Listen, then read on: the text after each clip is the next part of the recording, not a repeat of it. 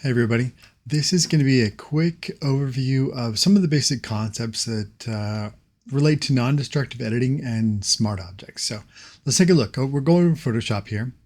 So we've got Photoshop and I've got a blank document. So please feel free to open up Photoshop and follow along. It doesn't matter what size your document is or anything, just make a blank document and we're going to play with it. So what we want to do is make a new blank layer. So I'm just going to add another layer on top here. Layer 1. On this new layer, I'm going to use the rectangular marquee tool to just make a square like this, rectangle, whatever you want to call that. I'm going to fill it with black or whatever color gives you some contrast, doesn't matter. I'm just using the keyboard shortcut Alt or Option Delete to do that. I don't need the marching ants, so I'll deselect. So now we've got just a rectangle on a white background. It's going to make it really easy for us to see what happens next. Now, depending on how big you made this document, you may have to zoom in a lot, maybe just a little bit, but I'm going to zoom way in there. I didn't even pay attention to the resolution of the document I created, but I'm zoomed in to 12,800%. So as much as I can, that's as far as it will go. And I'm going to go into Window. Oh, I may have gone to the wrong one. We're going to go to View, the View menu up here. We're going to go to Show. And then if it's not on already, we want to turn on the pixel grid. So by default, I think it's probably on. I usually turn it off though. So if you need to, turn it on under View and Show and Pixel Grid. Okay, and then on the recording, hopefully it shows up, but you see those little lines in there? Those are the pixels that make up the actual document itself. Okay, so you can see that the grid of pixels is perfectly horizontal and vertical. That's kind of how a grid works in this case. And each of those pixels represents brightness and color that when we combine a whole, millions of them together, it makes a photograph, a digital photograph. Okay, so what we're going to do, let's zoom back out again. Just make note of how clean and crisp this is. One block of color and brightness fits in one pixel. That's how it works. You can't have half a pixel width of color or brightness. It's just one square. That's it. That's the basic picture element of your document. So let's zoom out a little bit. We're going to do a modification to this. So you can see why it's important. I had to have these on separate layers or this won't really work very well because we want to rotate just layer 1. So I'm going to do free transform. We'll just hit Control T, Command T to rotate this. And I'm just going to rotate it a tiny bit. That's all. Very simple transformation. And I'll hit Enter to apply that. And that is a really simple kind of thing that you're going to do all the time when you're compositing, when you're retouching. You're going to be moving things around and doing transformations of one form or another. Okay, what we want to look at though is the effect that that transformation has on the pixels of our image. So if we zoom in, all of a sudden now we don't have black and white. We have black and white and then various shades of gray that go into these weird choppy things. And that's because remember our pixel grid goes up and down or side to side. Totally vertical, horizontal, that's all that our pixels can be. But I rotated my rectangle to have kind of an angle. And so the problem is now that we can't split a pixel. We can't split brightness across that pixel grid. And the result is that Photoshop uses something called anti-aliasing. It's going to add an optical illusion by making some dark to lighter, to lighter, to lighter, to lighter, to white pixels that didn't exist before, to make it look like we actually have like a slanted line. So if you zoom out enough, you still see that. If you zoom out far enough, it starts to just kind of blur together. We don't see a difference there. That's a good thing. Photoshop's doing what it's supposed to in this case, but we are getting worse image quality. Now, let's go ahead and put this back where it was. We're going to do free transform again, Control T, Command T. And I'm going to drop down a guide just so that I make sure I'm actually putting this thing straight when I do it. Actually, let's put the guide down first because it didn't want to stick. All right, got two guides there. And that'll just let me eyeball this to make sure I'm rotating in the right place. We'll go into free transform again. Rotate this guy here until we get right onto horizontal. And I'll probably need to zoom in a ways to make sure I'm actually getting there. So I'll zoom in. I always zoom with my keyboard shortcut, probably faster with the mouse, but let's move this down. I'm still in free transform. Looks like I'm pretty much horizontal, right? So then I'll hit enter and apply that. And what happened? We didn't get our straight line back. We still have those pixels that Photoshop made up. We have dark and light, these gradients of anti-aliasing, this effect that Photoshop added. Now, this is really obvious on a stark black and white straight line when we do this kind of transformation. But I'm not going to demonstrate this. It's a little harder to see the results. If we were to have a photograph or some photographic content, every pixel of that, throughout this thing, every pixel of that is going to be an actual valuable bit of information about the image. All those pixels comprised together make the image up. If we rotate this, what you got to think about is that this aliasing effect or anti-aliasing effect, Photoshop recalculating what those pixels need to be to fit across the grid lines, that's happening to every pixel that gets moved, not just the ones on the edges. So in here, we don't see anything in this particular image because the whole image is black in this part. But if it were a photograph, we're getting this same kind of weirdness happening throughout the entire image, throughout the entire layer. So rotating and transforming, those are actually highly destructive changes that you make to your images. We want to avoid that. So we're going to go through how to do that. Let me back up a little bit. Let's go back to before I did any rotation at all. So here we've got the original image. I'm just going to make one simple change. I'm going to right click on that layer.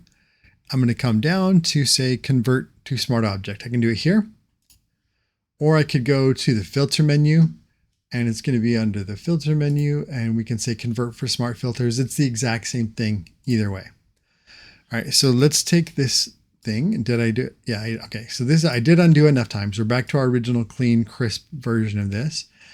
And I'll rotate it again with a free transform. Let's go ahead and just rotate that over. We'll hit enter to apply it.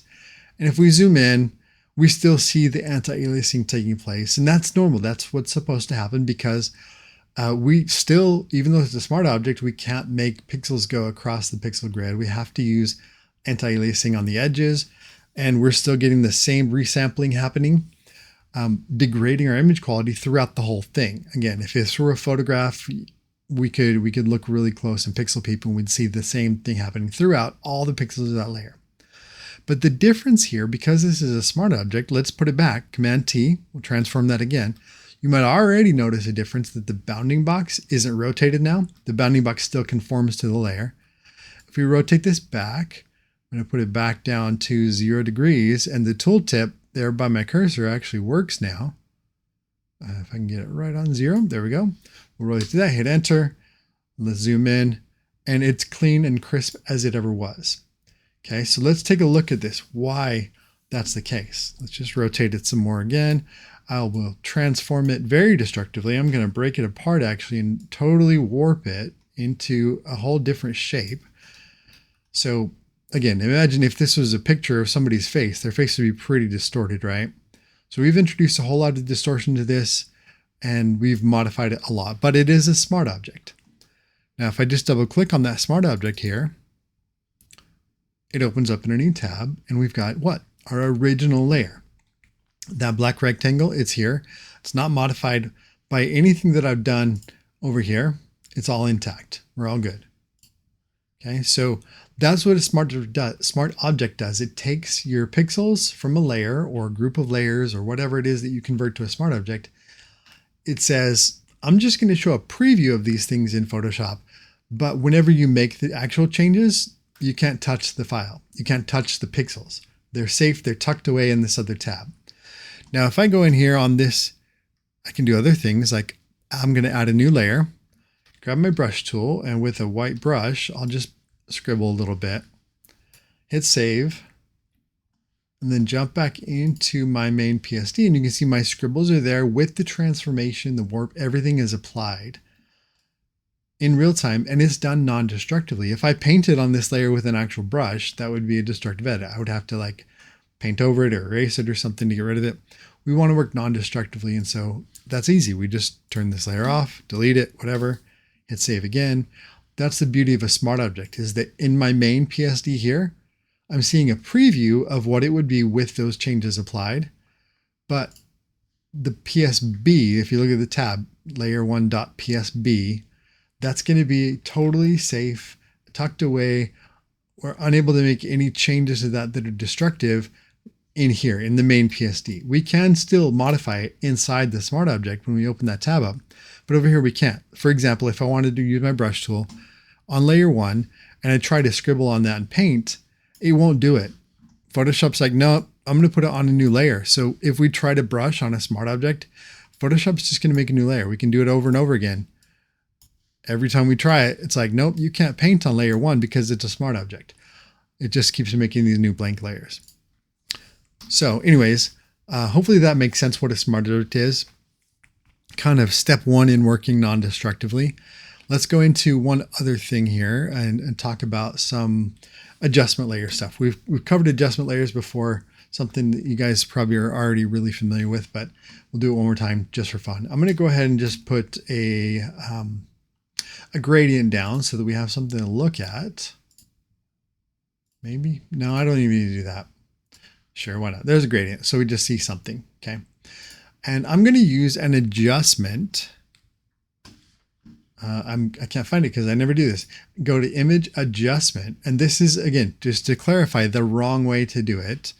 I can't even do it because Photoshop's like, no, that's a adjustment layer itself. We're going to rasterize this. Photoshop's gotten better. They make it harder for you to screw things up unintentionally. But I want to, so I'm going to rasterize that layer. It's not a live gradient anymore. I'm going to go to Image, Adjustments, and now I have them all here. Before they were grayed out.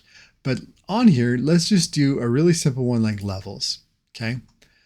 And I'm going to drag this over to darken it down significantly and hit OK.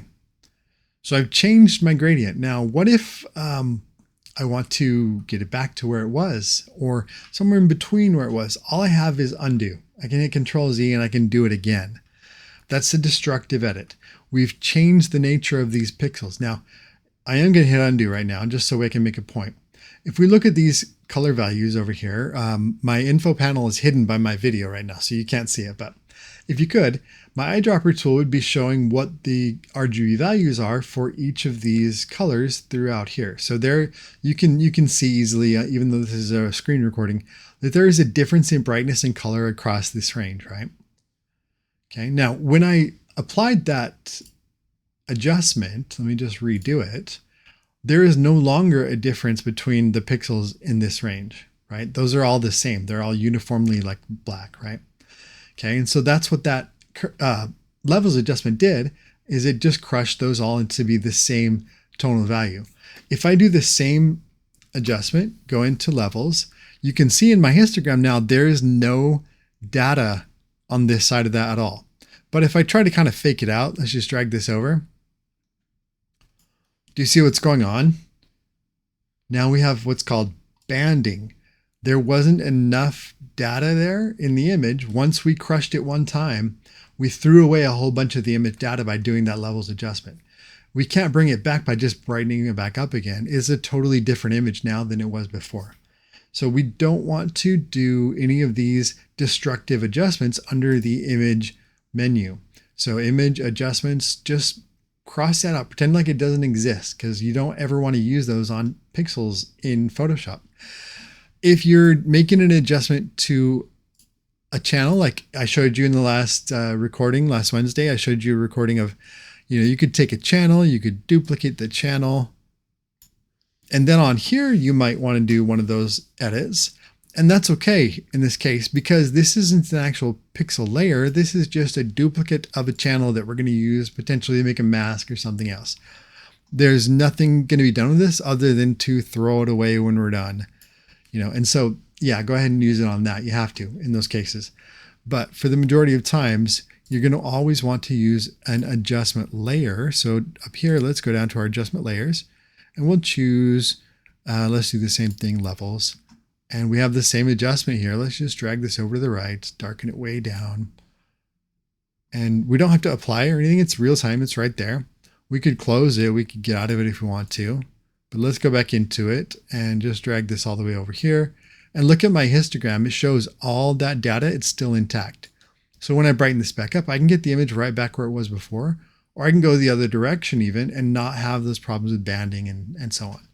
So we want to always work non-destructively. That's just the way to go. So make sure that you're using adjustment layers and smart objects. And I probably don't need to drill this in again, but use smart filters as well. Let's go ahead and just use a filter. Need something to make a filter on. So we're just going to do our rectangle again. I'm not using the rectangle shape because I actually want like just pixels. I don't want a live shape object. So on here, let's take this and we're going to filter and convert for smart filters, which does the same thing as right clicking on it and choosing convert to smart object. So yeah, okay, we'll do that. Now that it is converted for smart filters, now we can go in our filter menu and we have all these filters that we can use. Let's just use a liquify. This is obviously going to be a very destructive edit to the pixels. We're just going to like make it a little starfish kind of thing here. You know, and those pixels are wrecked. They're not what they originally were at all. We're going to just apply that, hit OK. We've really modified the image quality here. And if this were a photograph, it would be a little more apparent, but there would be insane amounts of distortion in all those parts that I stretched out and kind of smushed around. So again, try this out on your own image if you want to. Find a photo and use liquify on it. But the cool thing about this is that it is non-destructive. So I can just turn that smart filter off. I can delete it. Let's go ahead and do another one. Let's real quick do a blur. Blur is a really common thing to use. We'll put a Gaussian blur on that. And I'm just going to go ahead and add a lot of blur. Now, if I was working and then at a certain point later on when it's too late to hit undo, I decide, you know what, I don't want quite so much blur. I can just double click on this smart filter in the layers panel. And there we go. Drag that over. Less blur. No blur. All the stuff is there because even though it looks blurry right here, again, it's a smart object. So all we're seeing is a preview in Photoshop of what it would be with that filter applied. I want to double click on that little icon in the layers panel here. And it shows me there's my layer with no filters, no destructive edits, no nothing applied. So again, smart objects, smart filters, that's the way to go. Adjustment layers, that's the way to go. Lots of other things and tips and tricks and techniques that you can figure out to work non-destructively. But basically the core of it is if you can undo that thing, that step, that technique, that workflow, if you can undo it without using the undo command, then it's probably pretty non-destructive. So hopefully that helps. I'll see you guys later.